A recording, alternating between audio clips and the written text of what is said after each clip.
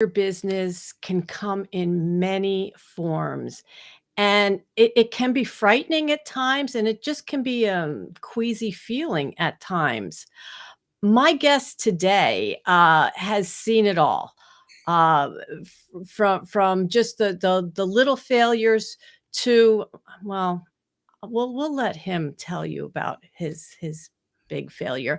Welcome to the show, Patrick Diamond. Thank you so much for being here on Make It Click today. Oh, thanks for having me, Christine. I've been looking forward to this, so I'm very excited to have a chat.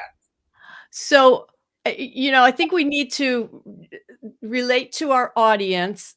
Why are you an authority on failure? Like, yeah, I can talk on failure and hey, I've failed, but I think you maybe have failed even more. What briefly tell our audience your story. Well, I mean, I guess I would say what makes any of us as an authority is if we decide to own whatever that is that we're talking about, and also to really learn from it as much as possible, and then be able to also teach others. I think, um, you know, for me, failure early on, I did not. Failure was an enemy of mine, and which actually begot more failure. So in my early 20s, I grew up on a goat farm in Ohio, and was basically, uh, you know, became estranged from my family. And in my early 20s, despite all that, built a company up to a $5 million valuation, and I worked on everything but myself. I worked really hard on everything but myself, and would end up, fast forward a couple of years. On the outside, it looked like I had everything, but midway through building that company up, I woke up 27 years old. I woke up at Cedars-Sinai Hospital here in Beverly Hills, and I had tubes coming out of my throat. I didn't know where I was, and it would take me several hours to actually realize that I was here in Southern California. I thought I was traveling, and and then to figure out what had happened. So when I was able to talk, I asked one of the nurses. I said, what happened?" And she said, "Well, all we know is we found you in a very clean apartment covered in ants." And so I had actually overdosed. And I remember just before I went down, funny thing is that there were ants. I was having this ant issues coming up the wall of my apartment for a couple weeks prior. And I had actually fallen down, passed out, and I had on my back. And it was very lucky that I was found. It was the middle of the night, and I had these ants that stung me, and likely had been part of what saved me. But for most people, that would have been a wake up call. But for me, it wasn't. I kept going full force, not asking for help, feeling like I had to figure it out on my own, and really just being generally very scared. So I'd go on. It'd take me another couple years before that company completely just exploded. And for several years. So, well, I should say that from then I went on to losing everything, and I actually ended up homeless on Skid Row for a year and a half, and in and out of homelessness for 2 years. I was put on permanent disability. I was told I would never work again. I had at that point gotten to where I was taking over 20 different antidepressants and other medications each day. And a turning point was really, and I ended up spending my 30th birthday in jail. And a birthday cake in jail is not really what a birthday cake in the outside world looks like. But I'll never forget that birthday. But I went on for several more years, and I just kept hitting rock bottom. I kept having just more and more challenges. I couldn't get along with people. I just couldn't make things work. And I would go on to one day be in my probation officer's office, and his name was Eric Tolliver, this big 6'4" youth, this big guy, And I was there feeling sorry for myself. And I remember him saying, Patrick, there's nothing wrong with you. He said, it's just this in here. It's the way you're looking at things. And of course, at that moment, in the perspective I had on the world was, you don't know my life. I think I might have even said that. But the thing is, at that point in my life, and that was fast forward 2 years from having lost everything, and I was, living on what disability paid, and I remember I was riding a motorcycle, and I was to the point where when I would drive there to that probation and come back, that I had chosen where I was going to ride my motorcycle into. So I had chosen a big pole for an overpass, and because that I thought would be clean and easy. It was big. I could easily drive down to it and just smash into it, and everything would be over. But at the same time, I had also seen the movie The Secret. So at the same time all this stuff was happening, I talked to him, coming back, seeing that pole, and a few days after I saw that movie, The Secret. And of course, as those of us in personal development know, anybody who's gone through big transformation, The Secret, yes, it talks about the law of attraction.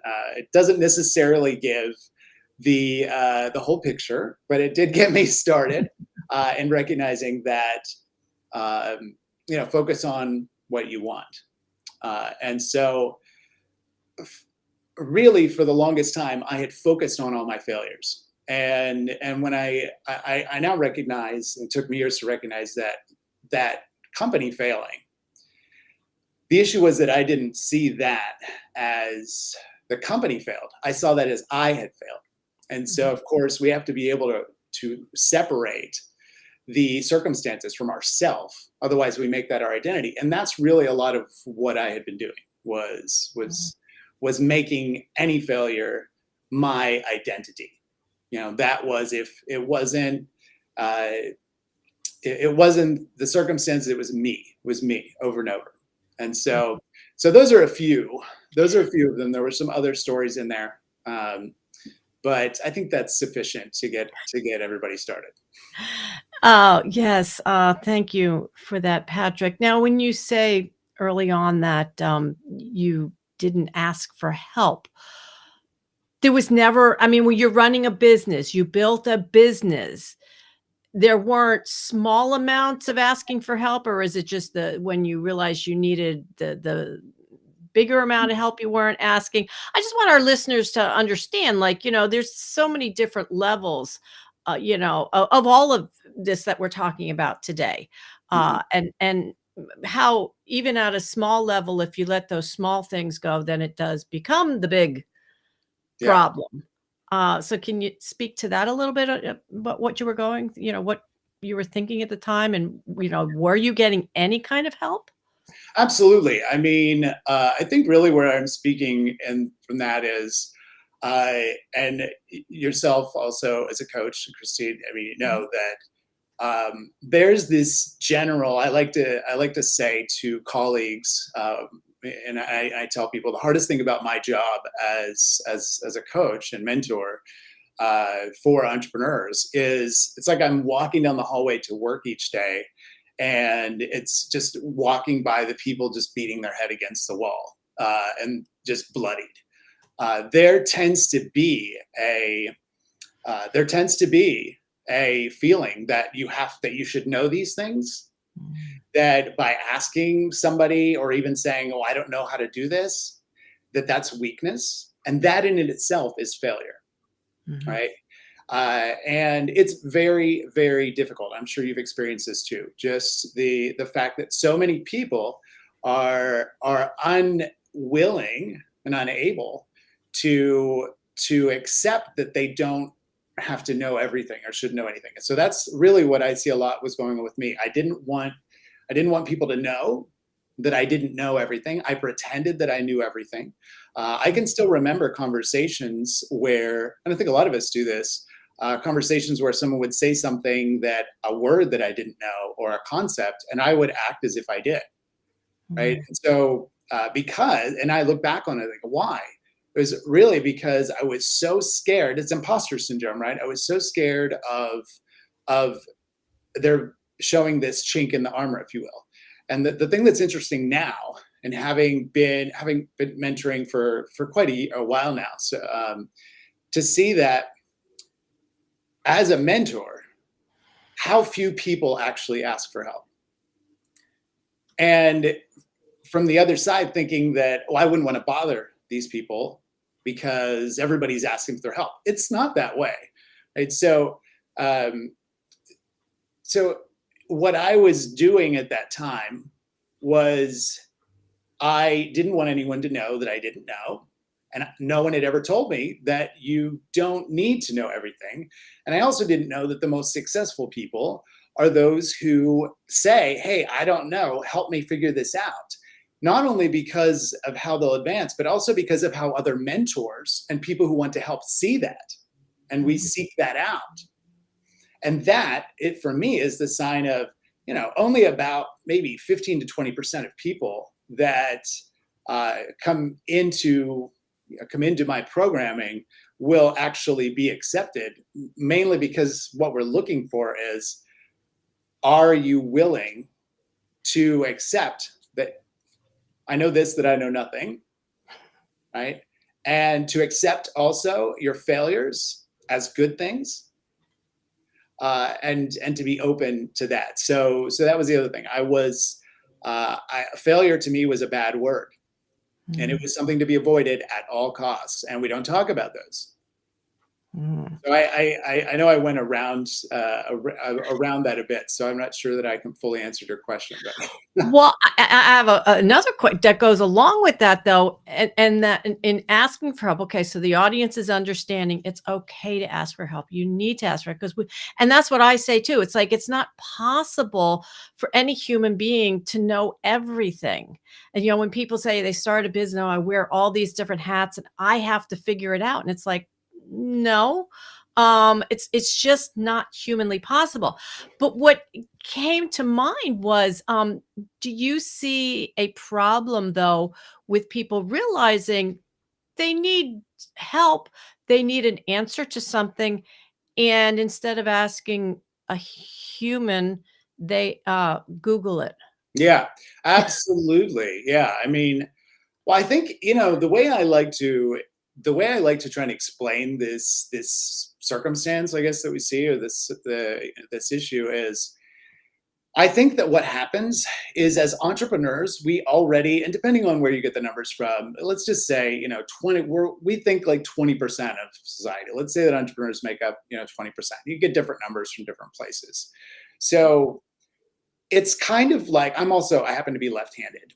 And I found it interesting years ago to learn that there's a lot of injuries every year that are attributed to people who are left-handed using tools that are made for right-handed people. Mhm. And one of the things that I found, because has been so intriguing to me, that I'm always digging into this with my students and my clients to figure out, like, how did they get to this point? The defensiveness. We're looking for defensiveness too. Defensiveness is a signal that someone is unable or unwilling to accept help, or to, that that they might be seeking validation instead of seeking counsel, right? And so, but again, where does that come from? So if we use that same methodology, or that same way of thinking, that you have all these tools that are made for people who are left-handed, well, because it's easier, we're going to go for the large audience for these tools. Yet it causes injury to the people who are left-handed when they try to use it. Those are the people who end up injured. Mm. So if you're growing up in a household, and anyone who's read Rich Dad Poor Dad, right? So if you're growing up in a household, and you tend to be the one, you're the free thinker, you're the one who has ideas, right? And but you're in that because you're in that small percentage, and you ask those questions. Well, if the household is built around, we don't ask questions, we just do, and this is just how it is, and you get a job, you go to school, you get a job, you trade your time for money. Well, over time, you're living in a world that's built for the 80%. And I think that that's where a lot of it comes from. I think it comes from we are living in a world where we're told not to ask questions, but as entrepreneurs, we must ask questions in order to grow. It's part of it because we're out there solving problems. We are problem solvers. We are puzzle thinkers, Mm. Yeah, right? oh, yeah, It's- good point, good point. Now you had, talked about a little bit earlier about, I think that the need for failure in your business. Really? Mhm. Do I have to fail? I mean, what happens if, hey, everything's really good and I don't see anything as a failure? And then maybe that's the other flip side to this is that not viewing something that doesn't go right. Oh, it's a failure. Yeah, yeah, Um, they feed into one another. Yeah. yeah, Yeah. yeah. I mean, well, first, I think the important thing to is to address how we work as humans and the cognitive model, for instance, or how we got to where we are. As humans, there's an equal sign in the middle of everything. That's when we first came out, right? When we first came out and we started putting things on the side of equal signs. So Mm, we saw a certain face and we put that to mother, for instance. Then we might put that same face to love or to something else. But that comes much later because that comes when we have language. But another way of looking at it is you might see, okay, square white box equals pain, because what if that's the oven that we touched? Now we can easily begin to view also any square white box. So a washing machine, when we're very young and we don't have all the other data points, we can see that. We can avoid that. Now, so we're built, the way that we learn is by failing and making mistakes, or we have no reference point.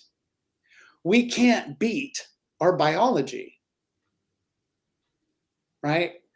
We are hardwired for that. mhm. So I like, Tony Robbins, one of the things that he says is, how long would you give your average, or no, actually, I think it was Jim Rohn, how long would you give your average 2-year old till you give up on him for, walking? Well, if you never failed, think about that, all the way going back, you could not walk. Mm. We wouldn't be walking. It's how our brain and everything else works. So when we get to the point in business, what is it that makes us think that we have to go from 0 to 100, right? It's because this is where imposter syndrome, because this is comparing ourselves to others. So we Mhm. might look at an Elon Musk and say, I want to be like him. But what we should really be doing, and what I did was very helpful, and I also teach my students to do is, hey, let's go back and look at how did he start. So you don't want to look at Usain Bolt and say, I want to, get his time in running. So let's go back and look at, well, how did he get there and follow that? But Mhm. we're not taught that. We're taught, you know, if you don't have this equals failure. And then it's a self-fulfilling prophecy. There's no way we can succeed in that because we're short circuited. We're trying to go from 0 to 100, 0 to 100. And many people go to their graves Mhm. trying to do that. And many businesses go to their graves. There's a reason, and I said that 80%, 70, 80% of businesses are going to fail in the first 5 years. And Mhm. I like to tie it back to that. About 20% of entrepreneurs are people entrepreneurs. And also only about 20% of entrepreneurs have reached the emotional maturity and the capacity to say, you know what? I'm going to hire a mentor. I'm going to get a coach. I'm going to invest in me. Those numbers, they match up for a reason, Yeah. I Well, think. yeah, and I was just talking to a friend of mine, earlier today about this, oh, is this coaching thing, the need for coaching, is it all a hoax, like are coaches just taking people for the money and everything? And I was like, hold on a moment here. Now this is somebody I know through coaching groups and everything. And I mean, she was just, kind of like being a little facetious, but I think a large portion of the population views getting help, getting a coach of any Mhm. kind, whether it's a life coach, a wellness, whatever, is like, oh my goodness, you don't need that. Um, why we as humans, why should we just be able to, what is it, through osmosis? We're just supposed to be able to do everything on our own. Mhm. But having that view of coaching is like really hurting people. if that's the way they want to look at it, to say, oh no, don't need a coach, I'll do it on my own, I'll Yeah, figure it out myself. Like, absolutely. yeah, And that's that's what I said. The hardest thing for me that I had to learn is to just accept that that's just how it is. I mean, and my job is not to rescue people. Les Brown, a great quote from Les Brown is, most people won't participate in their own rescue. mm, And I know, though, from my experience, how did I first start to make the major shifts was because I had a coach. It was by accident. And that coach helped me learn the cognitive model. I learned about, that's where I was first exposed to really cognitive behavioral therapy, which helped me recognize that thoughts lead to feelings, feelings lead to actions, actions lead to mhm, outcomes, thoughts, feelings, actions, outcomes. I wear a wristband that says that now. That's how profound it was. And it was absolutely life changing. mm, And so, uh, are there coaches out there? I mean, to answer that, I'm sure that I know that there are coaches out there, we know, that are in it for the wrong reason. I remember the first time I went to a conference, when after I had forced myself for years to not go fully into personal development, just coaching on the side with my business. I remember going in there thinking, oh my gosh, this is going to be amazing. I'm going to walk into this room and there's going to be all these people who they've all gone through some stuff and they're all here. Oh my God, this is like, it's going to be just incredible. I'm so thrilled. And the truth is, it wasn't exactly like that. mm, But for the large majority, I the large majority of people, you can't go wrong. You can't, and you also can't go wrong by investing in ourselves. I mean, as Warren Buffett says, the best thing to invest in that you're never going to lose out on is ourself. mhm, Just by, and there's two parts to it. One, by making an investment in coaching, for instance, or a class. I mean, we're not just writing a check, we're sending a signal inside to ourselves that says, hey, we're going to start doing things a different way and we're going to invest in ourselves. I mean, people will write tens of thousands of dollars of checks a year for their kid to go to a private school, mhm, right? And invest, and they'll say it's investment in their kid's future, that have a hard time doing anything for themselves. And that speaks to a lower level of deserving too, but that's a whole nother topic. Now, but the other side of it is, and I really love, so Steve Chandler, I really love how he talks about the lamppost, right? So you can, and helping coaches to really, to really believe in what they're doing. He says, look, because I'm sure for you and for all of us, it's hard in the beginning. You're thinking, I don't know enough.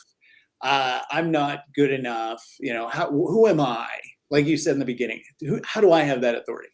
mm, Uh, but I really love what Steve Chandler says, which is, look, you could go out and talk to a lamppost every day and it's going to help, mhm, right?